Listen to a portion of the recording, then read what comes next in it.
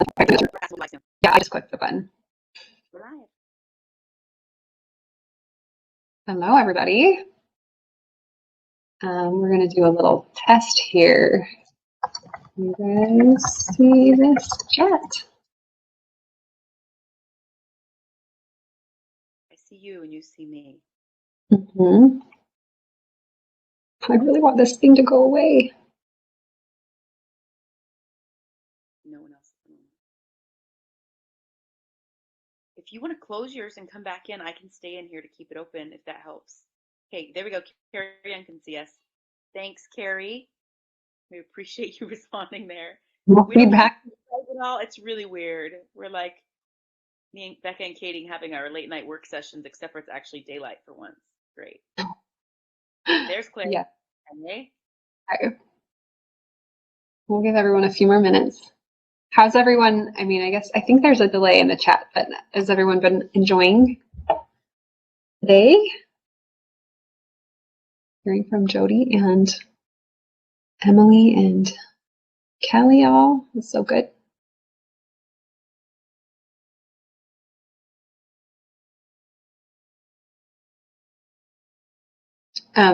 People that are on here, I'd love to know what talk you just came from.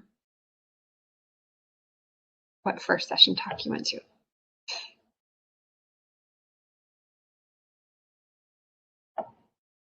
And there's a good 30-second delay between our talking and you hearing us, so that's why there's like breaks. Oh, there we go. A few more. That's good. Okay.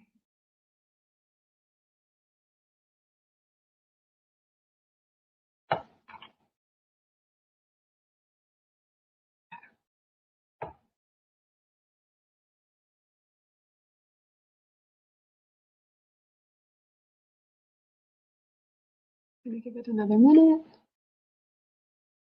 Everyone else can hop on.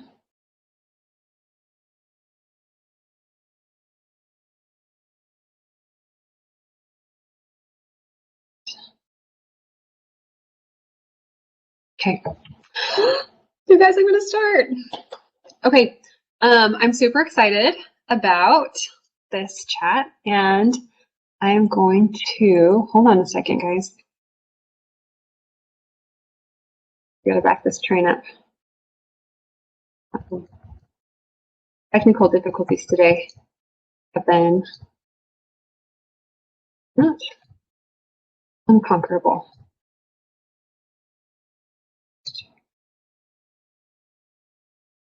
Oh man. Okay.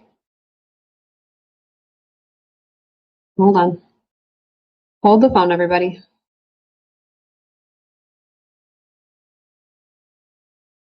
Okay. Now I'm going to click these buttons.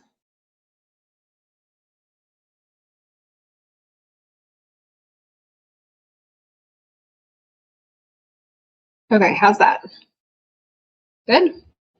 Okay, so just so everyone knows, there's a little bit of delay between me talking and you hearing me. So if there's a delay between the chat and us talking, that's why. And Becca is here as my co-host, so she is going to be running the chat. And if you chat any sort of questions into the chat, then she'll either answer your question in the chat, or when we pause for questions, she will like serve that question up to me verbally. So feel free to interrupt me, Becca. And away we go. Okay. Today we're talking about, well, I'll introduce myself, I guess. I'm Katie Broadbent. I am the head of student experience with Prenda. I started with Prenda right when Kelly was starting the very first microschools. So I've been around for a while. I've been on this crazy train with all of you and creating a really, really fun and exciting experience for kids. And I'm so grateful to get to be here and to get to be a part of Prenda. Today we're going to talk about learner autonomy, what it is and why it scares us. And I'm kind of kidding about why it scares us, but there are some kind of deeper seated fears that I think we don't really acknowledge around why we don't tend to give kids a lot of choice, and why we maybe could do well to give them more choice. And that's kind of what Prenda is all about. So after the over the past few years, I've been talking to people about this idea of giving kids more choice in their education. And here are some of the common concerns that I hear come up often. And if these, if you have other ones, feel free to put them in the chat. I would love to hear them. Maybe some of these land for you. Maybe you hear them from your friends or neighbors when you try to tell them about Prenda. Maybe some of your parents of kids in your microschools are feeling this way. But regardless, these are the top concerns I hear about learner autonomy. If I don't make bad choices, if they don't get into an Ivy League school, they will never amount to anything. If they don't do well, that reflects poorly on me as a guide or parent. If I stop pushing them, they won't do anything productive. If they fall behind now, they will never catch up. If I'm not in constant control, everything will turn to chaos. Okay, so now we're going to take all of those fears, like if I'm believing all of those things, what is a microschool? What is me interacting like with a child going to look like? Okay, so this is kind of a potentially familiar scene to you. It's conquer time and everyone is getting started. You've had a busy morning and have barely had time to say hi to the kids. One of your students is lollygagging a bit and starting to distract others. You calmly redirect him back on task, but he refuses to cooperate. You correct him again, but this time you're not quite as calm. He escalates the situation by yelling, "I hate conquer time. I'm not doing this." You respond with, "If you aren't going to do your work, you'll have to skip break time today." The student huffs and puffs but sits down and does his work. So I'm sure you've had a similar experience in your home or in your microschool or classroom or with any interaction with a child. That's not unique to Prenda, right? Essentially what we're seeing here is smaller person is supposed to do something but doesn't want to. Big person negotiates smaller person into compliance. And when you say it like that, it sounds like really mean and like cold. And we're not ever being this way. Like that's never our intention, is what I'm saying, right? But we think it's effective, right? But hopefully we're going to question that. So really, when you think about it, this is the interaction that we have with kids often, right? We think that what we want is kids who listen and follow instructions. But what we really want at a deeper level is kids who want and kids that want to make choices that are productive and healthy for them, right? We want the child to want what's good for him. So is this interaction effective? Is it an effective means to that end, to getting a child to want something good for himself? Turns out not really. So my question for this talk is, what is this repeated interaction doing to kids long term? And how can we get out of this cycle? So the first thing we need to do is look at the definition of autonomy and tease out what we really mean. So when we say autonomy, and specifically learner autonomy, what we mean is the right or ability to govern oneself or being free to direct your own path, right? And I'm going to point out that we are specifically talking today about the choices we give kids around their learning, learner autonomy. As we go, we'll call out the difference between learner autonomy and behavioral autonomy. They are different. So, okay, so the right or ability to govern oneself. Okay, let's tease this out, the right or the ability. We can all agree that, likely, hopefully, that humans have an innate right to autonomy or to the freedom to direct their path, right? But when it comes to young humans, we restrict this right until we see evidence of their ability. Does that make sense? For example, if a human wanted to express a desire to drive a car, we as society constrict that right until they're able to demonstrate their ability.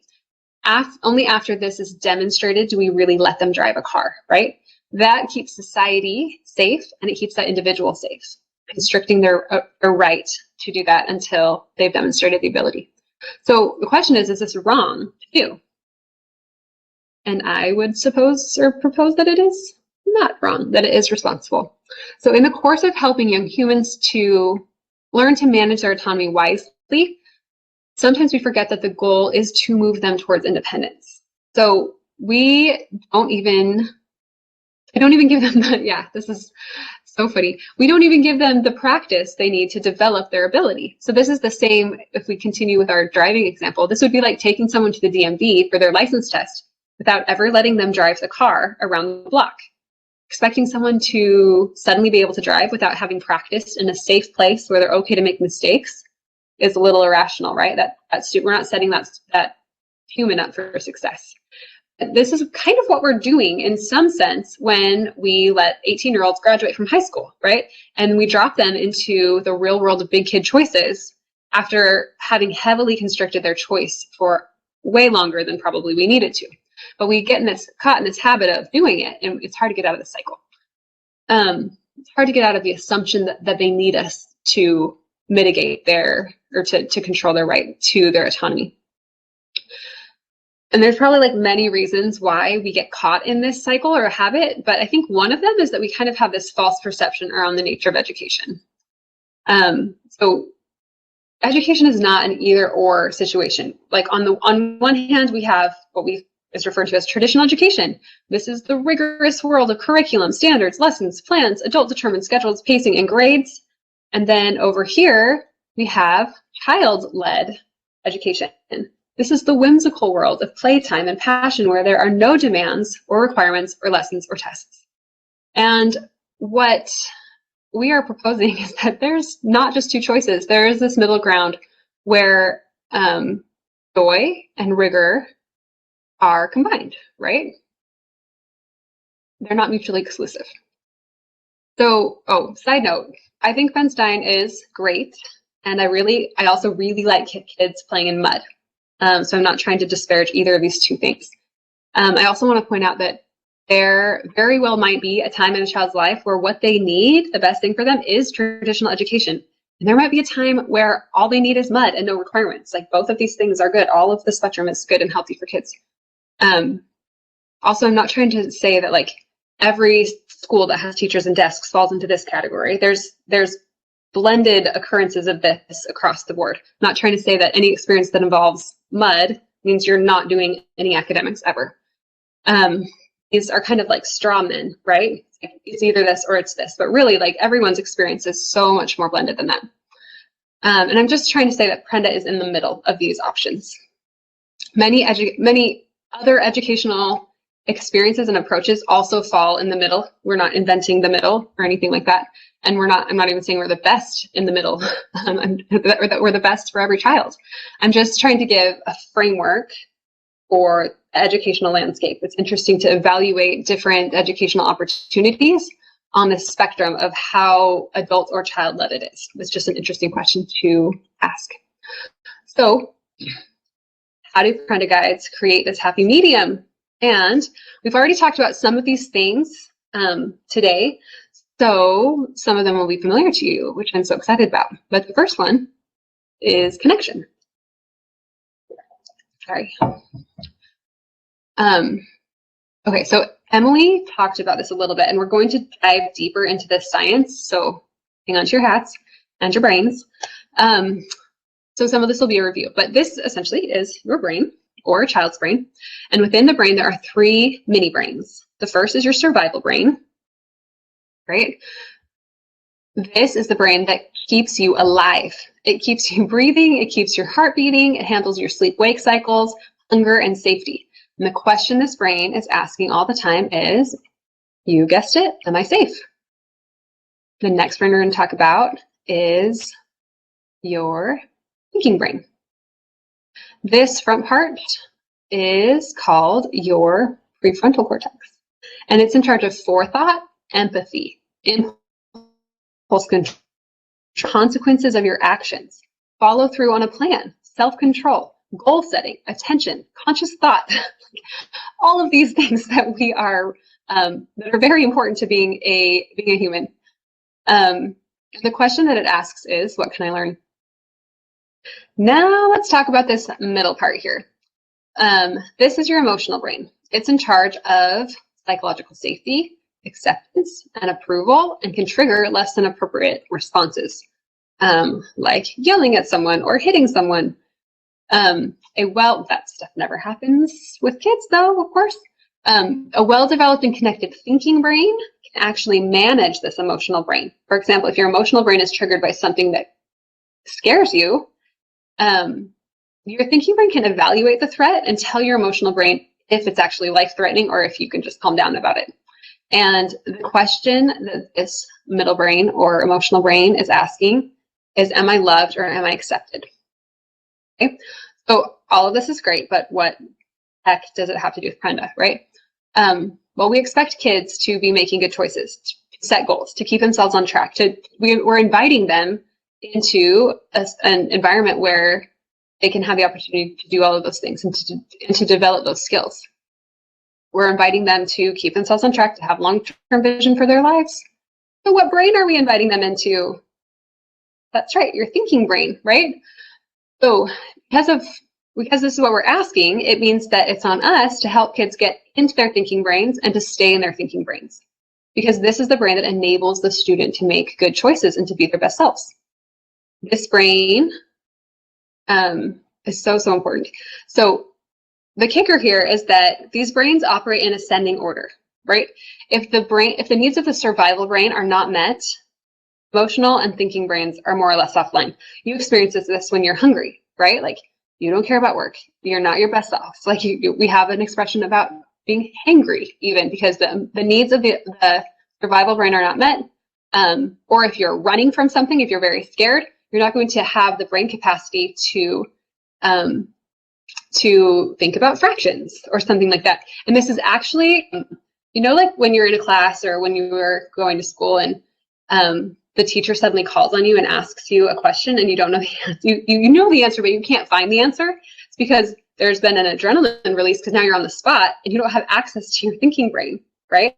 So it's in there. You just cannot connect the dots in your brain to get the right answer out because you've been put into your survival brain. Sorry, that was a tangent. The needs of the emotional brain. If the needs of the emotional brain are not met, there's not much going on in the thinking brain. That's the point of that story. We go to great lengths to make sure kids are fed and safe. And then we expect them to learn and to make good choices. But essentially, we're ignoring the needs of this emotional brain. Ed World is talking about geography and fractions and offering up interesting solutions to the thinking brain's question, what can I learn? But when kids are walking around and the needs of their emotional brain have not been satiated yet, they're not asking, what can I learn? So they can't learn, right? Their thinking brain is not online. They're walking around asking the question, am I accepted and am I loved?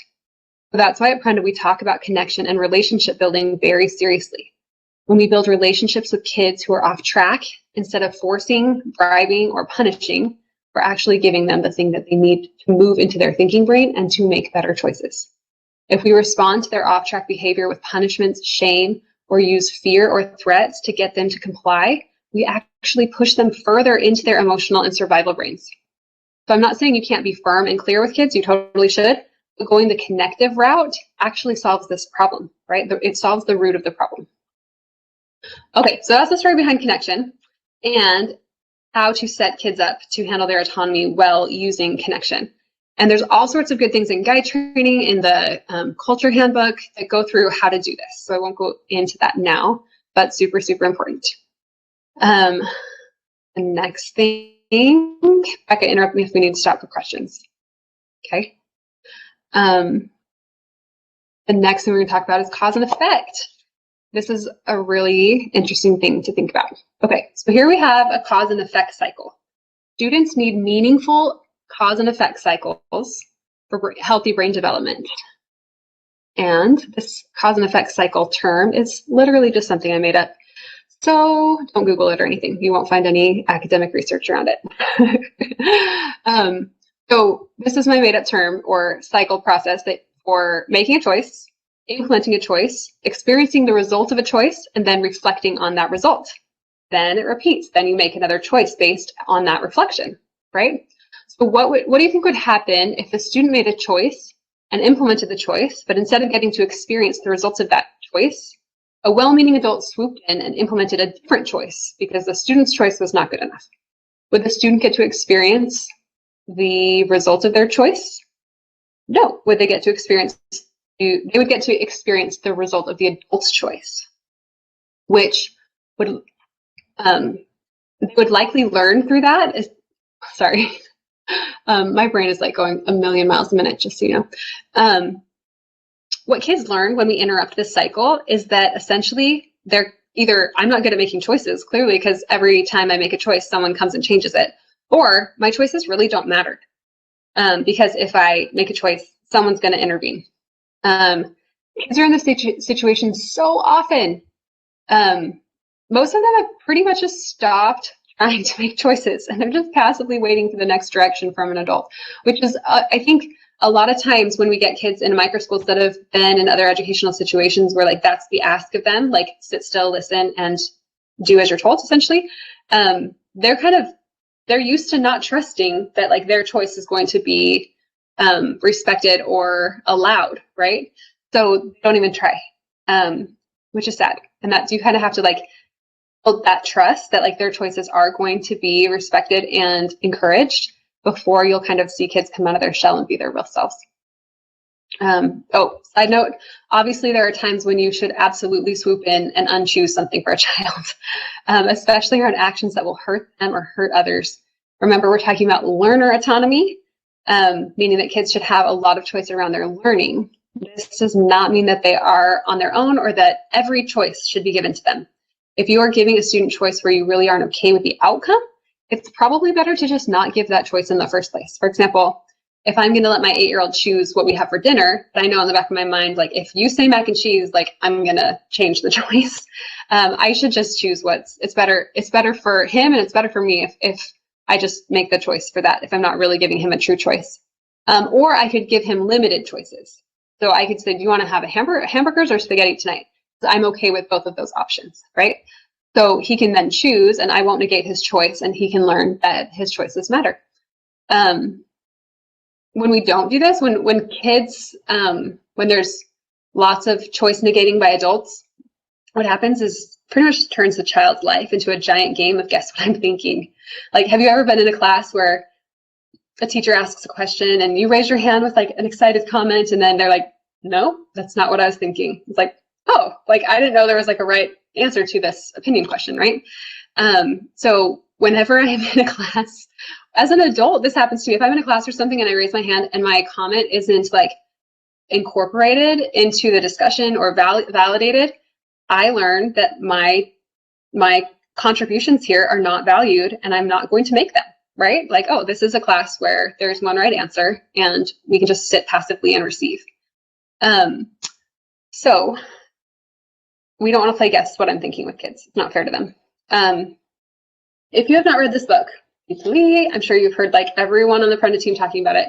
The Self-Driven Child, it's so amazing. It gives some really good language around how you can coach children in their choices without interfering with this cause and effect cycle.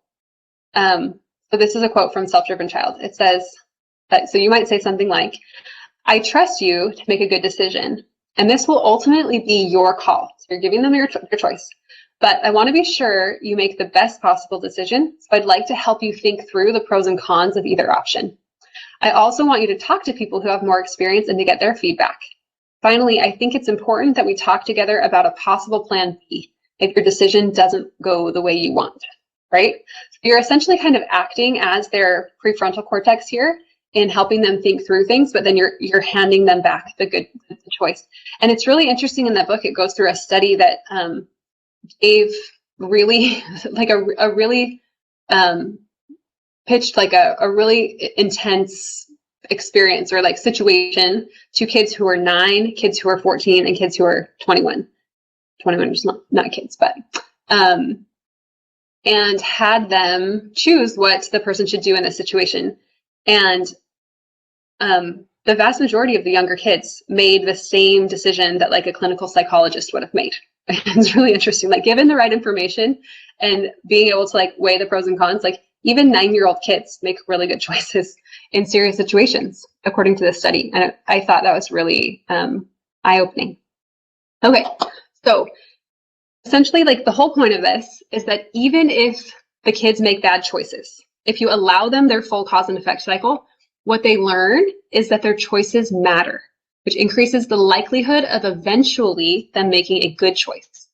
It also strengthens the development of their prefrontal cortex and that's their thinking brain.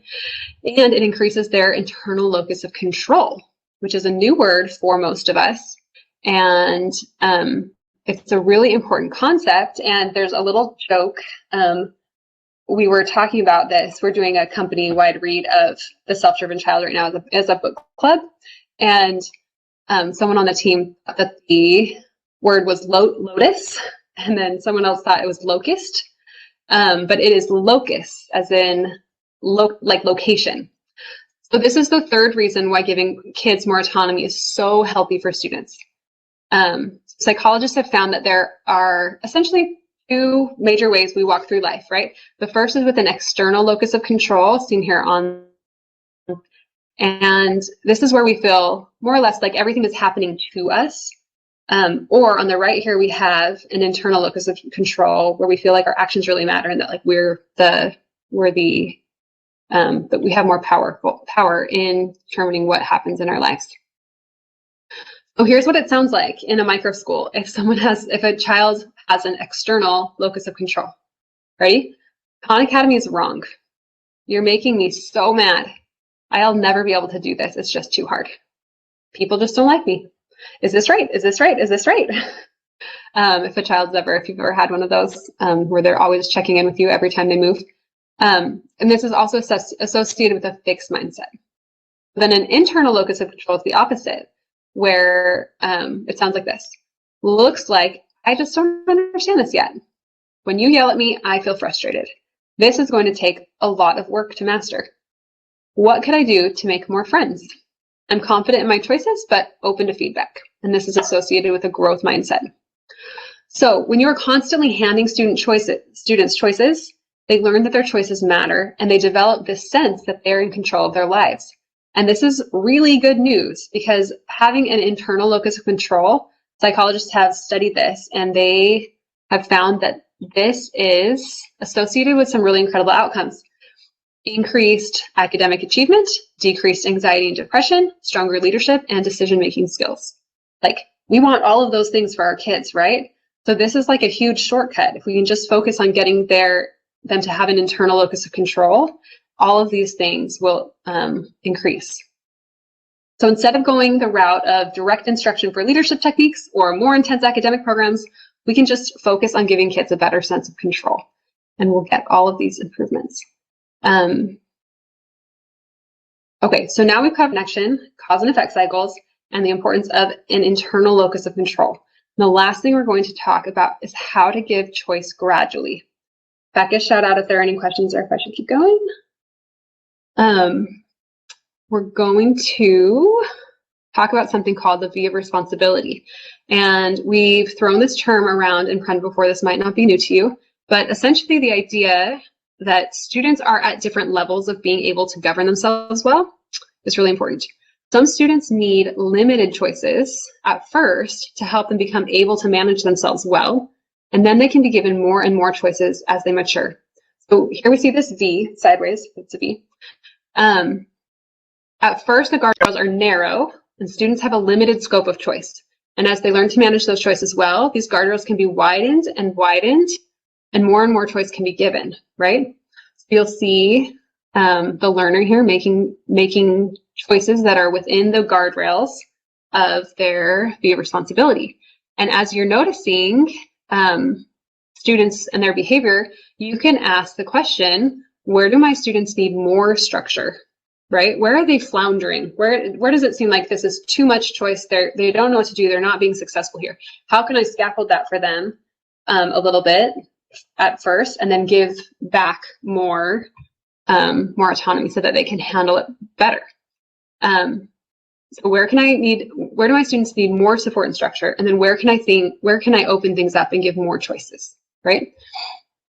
So that is the basic concept of the V of responsibility, handing kids their choices slowly as they demonstrate their ability, but not getting caught in the trap of interrupting their cause and effect cycles, or just never ever expanding their guardrails, right? You could just make these lines kind of parallel and just say like, well, these are the boundaries that are always going to be here, and you're always going to need this level of support. And that's kind of what we get caught in sometimes. And I want to call out here that there are definitely boundaries in life that don't change. So again, this is what should be applied to their learning. Like, for example, a behavioral boundary that I would set in a microschool or in my home is we don't jump on my couch or we take our shoes off. And I'm not going to change this boundary when I trust you, right? It's just going to always be a boundary, and that's okay too. But for learning, we're trying to ever and ever expand these choices. Okay, so that was a ton of stuff, and it's like a lot to try to understand first and then try to apply. So now we're going to talk about specifics around how we're going to remember this and then what it looks like when we're applying it. Okay, so there's this little finger play and rhyme that I made up to help you guys remember all this, okay? I know that's silly, but it's effective. So first, our first idea was connection. You're going to put one finger up, and you're going to point to your midbrain and then your thinking brain, and then in front of you, like you're connecting with the child, right? You're going to help them connect to get into their thinking brain. Katie, I'm going to interrupt just a second. If you're on the where you can only see the slide, make sure you go out of full screen view so you can actually see Katie do this right now, because you won't see her if you're in the full screen slide view. So just make sure Katie is all I wanted to say. It makes a lot more sense if you're watching her. Perfect. Thank you for interrupting. Okay, yeah. So put one finger up. You're going to connect first, and then you're going to put your middle finger up right close to your index finger. And this finger is cause, and this finger is effect. Okay, and you're not going to separate them right now. Cause and effect go together. We're not going to rob people of their effects, right? Then you're going to take this choice and you're going to put it on your chest like this. You're going to imagine taking that cause and effect and you're going to put it inside of you to help you remember to encourage kids to have an internal locus of control. And now you're going to separate your fingers like this and remember the V of responsibility. So there's a little rhyme here. First, we connect. We value cause and effect. Choice lives inside of me. There's peace in the V of responsibility. Okay, we'll do it again. First, connect. We value cause and effect. Choice lives inside of me. There's peace in the V of responsibility. Okay, so those are your 4 things. But what does this really look like in a microschool, right? So here's a Venn diagram of who owns what choices. And we're, as Prenda, we're trying to get clearer and clearer on really what the guide owns and what the student owns and where these lines are, so we can have more clarity here, because we get lots of questions about this. So I'm going to go over these. I know this is a lot of text, so I'm not going to read all of it. But essentially, the guide owns setting clear boundaries and limits. You own the example that you set, the culture in your microschool, building those relationships, communicating with parents, monitoring student progress data, responding to student needs. And then the student owns their long-term goals and daily pace, which means that you should not set a goal for a child or force them to go at a certain rate. But you can be a coaching, you can have a coaching conversation here where you're a consultant. And this is kind of what that sounds like sometimes. You bring a student alongside you, and you're looking at their data, you're having a little data chat, right? And you kind of paint some options for them, right? Like, here's a goal that you could do really easily. Here's another goal that might be a little harder that you could complete reasonably, or here's a real big stretch goal that you would need to complete ambitiously. So easily, reasonably, ambitiously. And then you let that child choose, like, oh, I am in it to win it on that ambitious goal, like sign me up. Or like, I think I'm just going to do what's reasonable here. Or like, yeah, I'm going to make an easy goal. And then if they choose the easy goal, let them choose the easy goal, and they will see, like, as the days and weeks go on, like, yeah, other kids are making way more progress than me. They seem to be really excited about their ambitious goals, and maybe I'm not having that same feeling. Or maybe I'm just focusing on something else. Maybe I've made a really ambitious goal in math, so I'm making kind of an easy or a reasonable goal in language or something like that, right? So we don't need to judge or compare here, but let them make their goals. Order in which they complete their conquer components. That's a great way to give them more structure or less structure. You're structuring their time and like their options, but then giving them choice within those. That's the V of responsibility. Create mode projects, topics, and pace. Like, don't feel like you need to plan like group create projects or anything like that. Like, let the kids pair off or work independently. Let them work at different paces. It's totally fine if they don't finish at the same time. Like, Just like breathe a sigh of relief there that you don't have to control all of that and keep them on any sort of schedule, okay? That is totally their time to manage. How to spend their bonus time. This is why we don't do homework, guide-assigned homework, right? If a student opts into doing some more work at home during bonus time, that's wonderful. If you want to work as a GPS team with that guide and parent and student on an ambitious goal, and they need to take some of that on at home, that's fine, but it's not coming from you saying this is mandatory, right? It's a group, it's a team decision that the student is going to drive.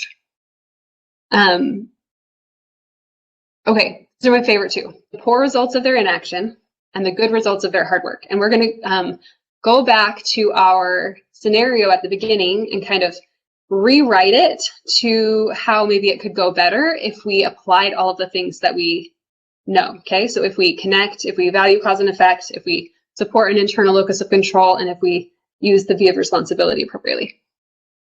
Okay, so here is our scene, but I've rewritten it a little bit, and I'm going to pause and kind of give some like little tips around what the guide in this situation has done really well, okay?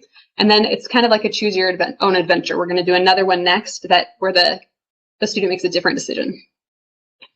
Okay, here we go. It's conquer time, and everyone is getting started. You've had a busy morning, but you still make time to connect and collect, okay? So great job. You remember to do this first. Remember, even if it's a busy morning and things seem rushed, there's no one actually keeping you on a schedule. There's no bell that's going to ring and say like, oh, it's 9:15. You have to start at 9:15 conquer. Like, you don't, right? You can say like, actually, we're just not collected enough right now as a group. And so we're going to take 10 more minutes and we're going to stay here. Okay, press play. One of your students is lollygagging a bit and starting to distract others. If you see a child like that, what brain state do you think he's in? Is he in his thinking brain? Probably not, right? Maybe he's hungry or tired, or maybe he's feeling worried about something. Maybe he's in his survival brain or his emotional brain. You can walk over to him, chat until you have, okay, sorry, this is press play. You walk over, chat until you have him smiling and nodding. That's connecting. Good job. Then you say, I know it's hard to get going with Conquer some days. This is being an empathetic listener, like Emily was mentioning, and even further connecting and validating him. It's time to start. But you haven't said, like, feel free to do whatever you want. You've set a clear, firm boundary. You're putting him within his V, right? You've decided this is the time that we're going to do Conquer, and there's some structure here. So you are firm on that boundary. Okay, so he confides in you that he's at a really hard spot in Khan Academy, and he's feeling a little hopeless. Okay, so if a child says to me that they're feeling hopeless or worried, I know that they're still in their emotional brain. They're not ready to learn yet. So you respond with, looks like you found something that's on your mountain. And here, when you say that, you're actually acting as his prefrontal cortex, helping his emotional brain realize that this is not a threat that we need to panic about, right? You're being that voice for him because his is still developing. I know that's hard, but it's also exciting. You're reframing that challenge for him. It's your call how you'll handle this. This is cause and effect, right? You're not jumping in and saying, no, this will be your choice. You aren't, and you're not jumping in the first scenario, we jumped in with a punishment, right? To force this choice. But here, we're not going to do that. We're going to keep that connection going and demonstrate to him that your relationship with him doesn't go away or get stronger depending on his choice around learning. Okay. Sorry, I always lose track of where I am in here. You're also showing that his choices matter. That's the other piece. Okay. So, but we're all here to support you as much as you need. Okay, so that's the phrase that brings you back to connection. So now the student settles in and climbs his mountain. He fully owns the victory of making a good choice. This is the end of his cause and effect cycle. And this is supporting his inner locus of control, right? So awesome job. You handled that wonderfully. But what if, our little blue post note here, what if, despite doing all of that right, what if he still makes a bad choice or quote unquote bad choice? What we would not call the right choice, right? So now we're going to do choose your own adventure. This is like the end of that snippet. You've done everything right. And here's how the student responds.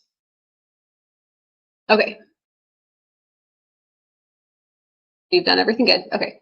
The student sits down, but pulls up a YouTube video instead of Prenda World. Okay, so the student is making a choice that violates a previously agreed upon boundary. He's outside of the sphere of responsibility, right? Because we don't use our computers to do anything that's not schoolwork, right? You remind him clearly but kindly while warmly smiling.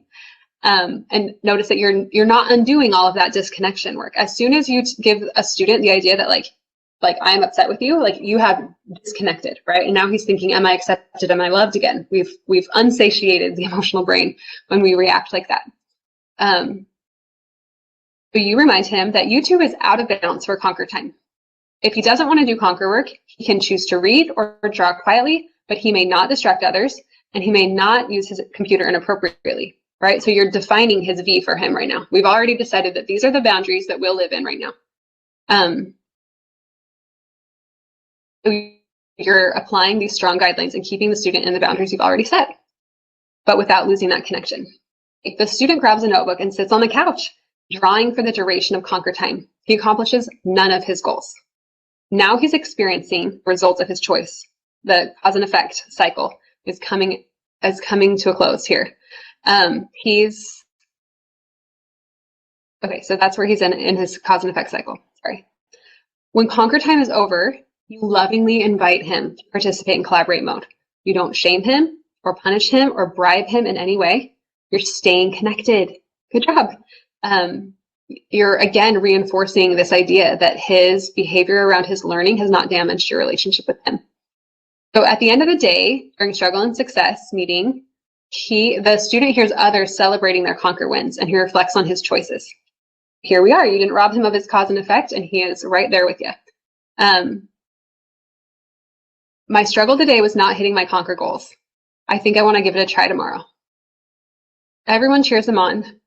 Now he fully owns the results of his inaction, and he can make another choice tomorrow. And you've maintained connection, you've started with heart, you've built trust, and you can totally walk away from that day feeling like an awesome guide, even though he didn't make any academic progress, right? You did your job. And I love this quote that really plays over and over again in my mind all day. We're not trying to train short-term obedience. We're trying to foster long-term judgment. So even if a student doesn't comply with a request you made, your job is not to get him to comply. Your job is to foster his long-term judgment so he'll make a better choice in the future. And this next part was inspired by our conversation about riding bikes. I just threw this in. So here we have the way that most kids ride bikes or learn to ride bikes, right? Training wheels. This is how I learned how to ride a bike. Training wheels are followed by adults like holding onto your seat and running behind you so you don't fall off. And then inevitably you do fall. And this time, like I didn't learn how to ride a bike until I was like 9. So I'm like a big kid on a big bike falling over, and it hurts, right? Which that's a really normal time frame to learn to ride a bike in right now, like between 6 and 10, that's pretty normal. But we have this common method of teaching kids how to ride bikes, right? Training wheels, running behind them, letting them fall. And that's a common result, is that a kid can ride a bike when they're like 9 or 10. So bikes were invented in 1817. And then in 2007, nearly 200 years later, someone takes the pedals off of a bike and invents the balance bike. So this is a bike that's much smaller, and there's no pedals or anything on it. So you're actually giving the student less to go on. You're not holding on to them. There's nothing to catch them, right? But with this uncommon method of riding a bike, you actually get very uncommon results. So in our family, we give our 2-year-olds, or even sometimes our 18-month-olds, balance bikes, right? And I watch them waddle and scoot, and then they gradually get the hang of it over months and months. But then these are my kids. This is Ida. She learned how to ride a bike with no training wheels. She's never had training wheels before, right? And she's 3. Remember, I learned how to ride a bike a painful way when I was 9, and she's able to do it when she's 3. And I think total she's fallen off her bike like 2 or 3 times in the 6 months that she's been able to do this. Here's Everett. He learned how to ride a bike with no training wheels when he was 3. And this is Walter, and he is literally 2 years old riding a big kid bike with no training wheels. So when you use an uncommon method, you get uncommon results. And I cannot tell you how many hours and hours and hours of fun these kids have had ripping around the neighborhood on their bikes in our park. And it's fun because they'll see 8, 9, 10-year-olds at the park learning to ride their bike, and they'll be like my 4 or 5-year-olds coaching them.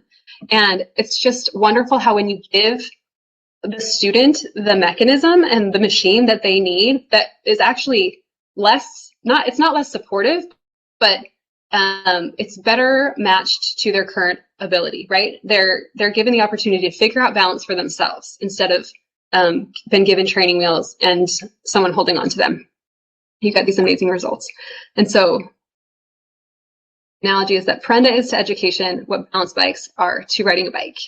When we put kids in environments where they're given their autonomy early, they take right to it, and they're able to make really, really awesome choices and do amazing things when we trust them.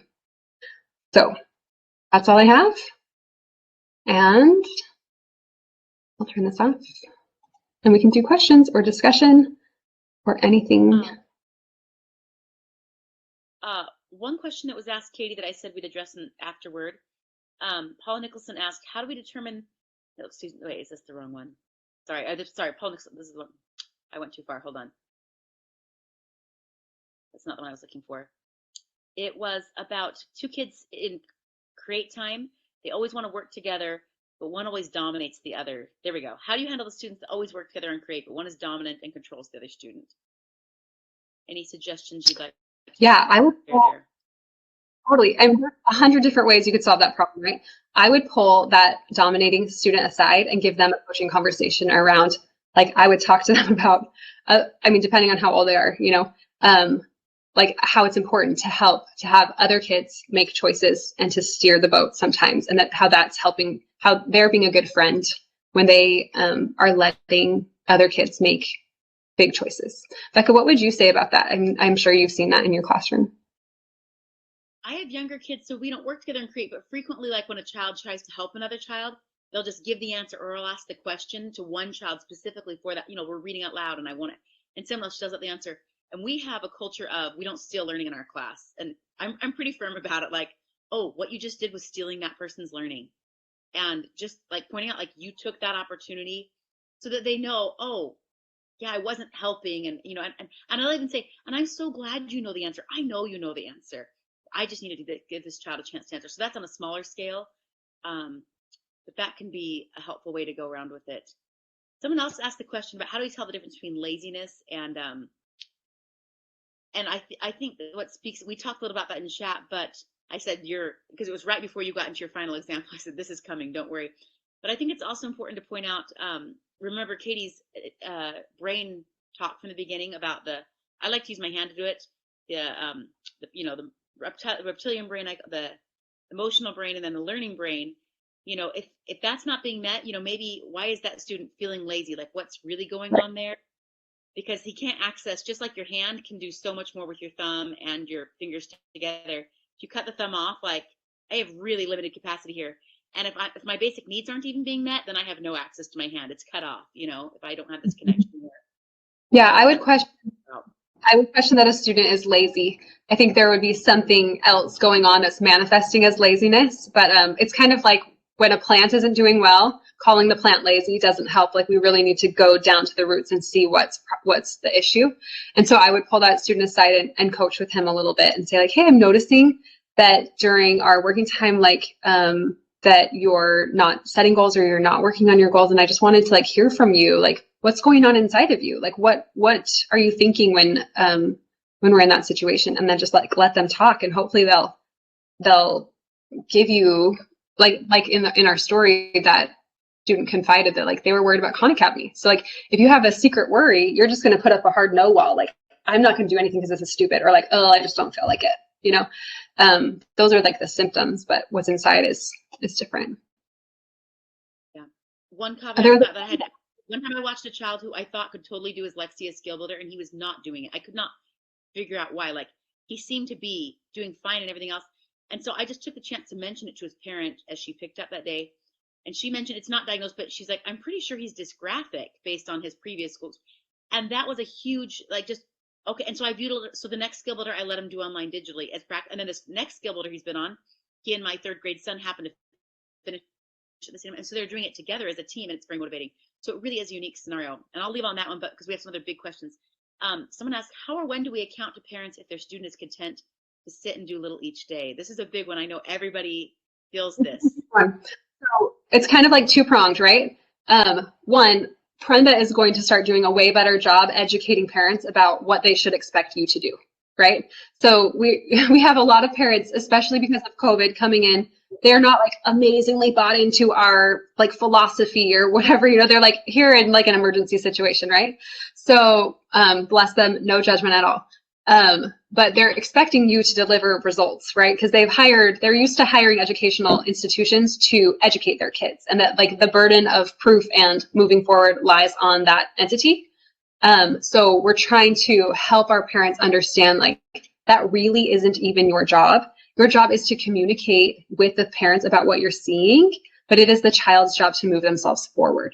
And if there's not buy-in from the parent on letting that child, quote unquote, do nothing, then it's going to be really hard. But I would communicate early and often about that, like very early. The first time, you know, the first few weeks in your class and you're seeing this kind of tendency, you're talking to the parent, bringing them into that. This is what I'm seeing. Like, might you clue me into some of like the potential root causes of this behavior? Like help the parent from the beginning see what you're seeing and then bring them in as a solutioner, you know. But then also use those conversations to maybe talk about some of these fears around autonomy. Like, it's okay if the student, like, what's the worst thing that could happen if he doesn't do any work for 2 weeks? What's the worst thing that's gonna happen in that kid's life? Like, it's not really that bad, right? The kids go on summer vacation all the time. They stop learning all the time, right? And also, when we look at a kid and we say they're doing nothing, essentially what we're really saying is they're not doing what we want them to. They're not doing what we think is the most productive use of their time, right? Which we need to question that, because no human is ever just like empty and thinking about something. They're always, maybe they're healing from something. Maybe there's could be so much going on in a human, and what they need is that emotional brain met day after day. Like, even if they're not performing or behaving how we want them to, like that emotional connection support doesn't vacillate back and forth. I'm going to tell a quick personal story here, which will maybe be the understanding to why I'm so passionate about all this. But I didn't come from a home that was like very lovey. We did not say I love you. We didn't hug each other or anything like that. And the first time my dad said I love you, I was a junior in college, and it was right after the first time I'd ever gotten straight A's in my life. I said, Dad, I got straight A's. And I was like 22. And he's like, I love you. I'm like, wow, like really firm evidence there that like your love is contingent on my academic performance, right? And so he wasn't intending to set that. Like, I'm sure my dad loves me, right? He worked his whole life day in and day out to support me. Like, I knew that he loved me, right?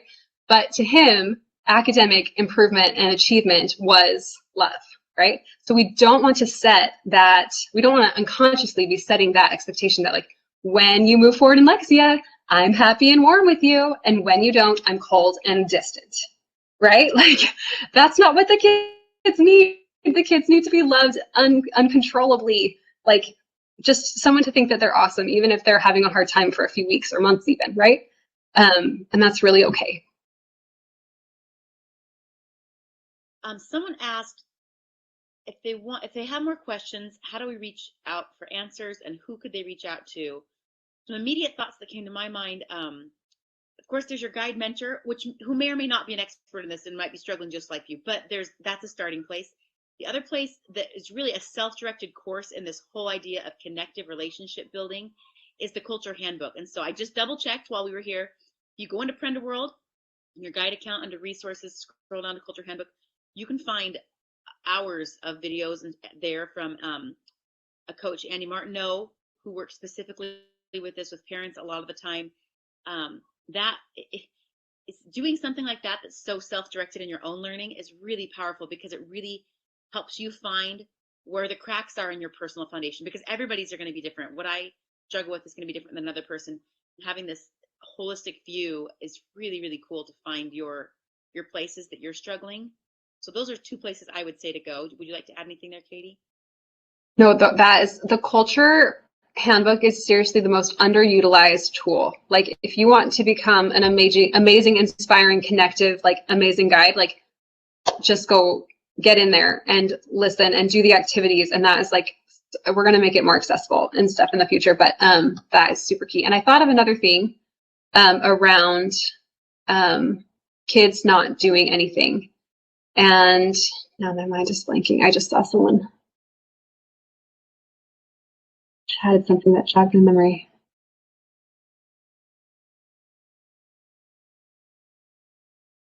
Oh, I can't remember now. Okay, it'll come up again if it's important. Any other? Oh, I remember. Yay. Okay, so what can I do if this going back to that, the student that is lazy or the student that isn't doing anything, you are going to energize their greatness like crazy. And in the Culture Handbook, it goes through all of this, and Emily gave you another really good example in modeling, kind of explained how to do this. You are going to lower the bar. Instead of like, wow, you did 3 units of Lexia, and now you have my like, wow, you are choosing to sit at the table today. That is incredible. That shows me that you care about your learning and that you're like really becoming responsible.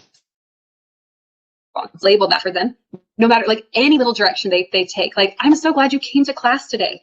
That really shows me that you are starting to be a learner inside.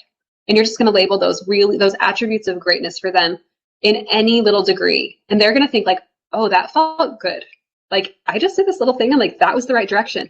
And I'm going to do that again for sure tomorrow, because she's going to notice that I'm being really awesome and great. And then I'm going to do like a little bit more. And then you're going to see that and you're going to notice that you opened your computer. You're on the right track. That's amazing. And really celebrate that. Okay. So that's how you like lead them along and reward them for any movement towards getting out of the doldrums. I think sometimes even just having a kid know that it really is their choice. I think most kids don't believe that they have a choice. I had a student here for a while who, when he would be like, I don't want to do this today, I would be like, oh, that's okay that you don't want to. And he's like, well, I'm not going to. And I'm like, yeah, I guess that's a choice you can make. I don't think anybody had ever approached him like that. Like, that was just so revolutionary to him. And obviously I totally wanted him to do it, but I didn't want him to know how much I wanted him to do it. And so backing up just with, love and compassion. I didn't say it snarkily. It wasn't like, well, this is, you really have to have that connection there. But, I was visiting my class as a trial to get back into another class. But in the few weeks he spent with me, there was a lot of growth in his ability to spend his own time wisely, because he realized, oh, I'm doing this for me. I'm not doing this for Miss Becca. I'm not doing this for my mom or my dad or anybody else. Like, it's that locus of control that Katie spoke about. All of a sudden, like, felt it for the first time, because trying to manage, like, well, you have to do this and you have to do this. And I just kindly met him with, yeah, that's a choice you can make. And then I did. Yeah. It's super terrifying as a mom, as anything, like it is totally terrifying to be like, yeah, you don't have to. Like, my kids are always like, Mom, do I have to learn to read? And as a mom, I'm like, yes, you have to learn how to read. Like, you cannot be a human and not read. But in that moment, that's not what they need from me. What they need is, can you open up this bubble? I'm feeling like a little constricted here, and I'm not. And every human is deeply engaged and committed to their own right to choose and steer.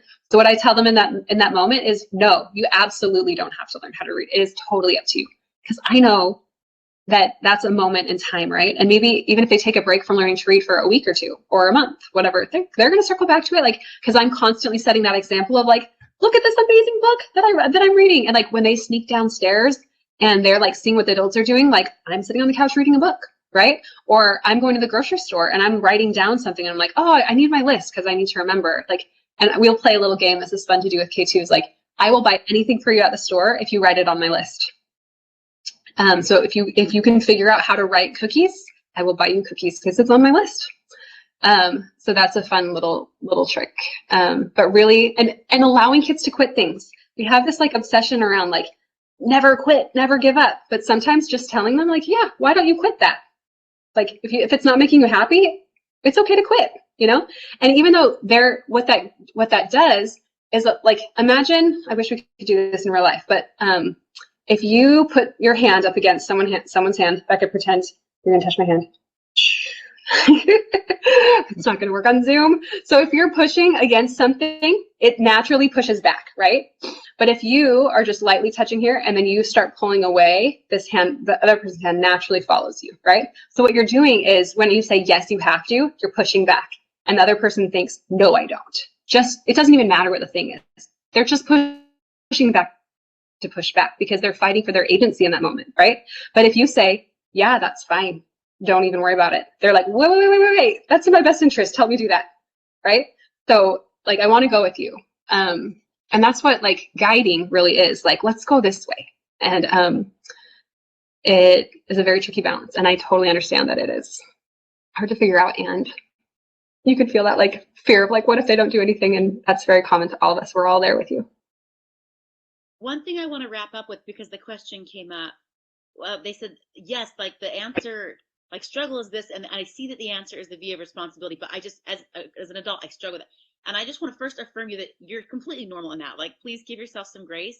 And one way that I've learned through years of practicing this, I learned this concept back when my son was 2. So he's now 17. So 15 years of practicing this and reading weekly emails from this institute that has taught me about this. A lot of affirmation there. They talk a lot about like giving kids lots of choices. And of course, they're talking about little kids, but it's not too late. With your older kids in your class, you can decide some outcomes you're okay with. You know, maybe you have a few options ready for, I don't know what grade you're doing, but you know, with my K2 class, maybe I have an option. We could do composer study, or we can do picture study, or we could do a nature study. And I have options for all 3 of those. And we're going to do them all during the week, but I don't really care which one we do day first. I can let kids practice their decision-making skills by saying, hey, what would you like to do today? Picture study, composer study, or nature study? And I've given 3 options. I am completely 100% happy with all of them. So I've given away all the control I can give to the child. And this child feels, oh, the weight of this decision is on me, but it's a decision they can make. And I'm happy with whatever they choose. And so that's just something you can begin to practice with young children. You know, in your home, it looks like, what shirt do you want to wear today? The red shirt or the green shirt? I don't care. It's just giving that child the practice of making a choice. Which cup do you want, the tall cup or the short cup? So however that applies to the children, the students you're working with, find some choices that you're okay with all the outcomes, and then just give as many choices, because what it looks like to the child is I'm in control, and what it looks like to you is I just set up the responsibility, and they can make all the choices they need that are appropriate within that responsibility. And another, like, planning ahead for, I don't want to do that, or I'm not doing that, like to have some backup options that are still within their V that aren't doing their work is really smart, because then it's like, hey, well, this isn't a power struggle. You're totally well within your rights to not do X, Y, and Z, right? But here are the other options on the table that are still appropriate for you within your V, that aren't running around the room. They're not chatting with all the other kids. They're not making a giant mess of my house. It's not making a bunch of loud noises, right? It's like those things are off the table. And if not, then we've already had this discussion around when we do our boundary house, around things like where there's some results. It's like, well, like if you're distracting other kids, like, I don't know, like the kids will think of it. I don't want to even give you ideas for things to do. We've had classes that do silly things like you have to do 3 push-ups or something like that, where all of the kids are like, you're distracting to me, like go do some push-ups or something like that. Like where there's an agreed upon result for getting outside of the V, which is okay. Like you can still give consequences and results, but you do it from a place of like, I've already clearly communicated this to you, 1. So it's not a surprise to you that you're getting this result from that behavior, right? This is you made this agreement, so we're still being respectful. But then, guys, my brain is just totally fried. Anyways, yes, my point is just giving them still acceptable options that aren't necessarily, you must do Khan Academy, you know? I think pretty far. Okay, sorry. Yes, we're just chatting. Okay, please go. Thank you. We will end now. Thanks for being here, everybody. These are wonderful questions. It's been a really enriching discussion. Thank you. Bye.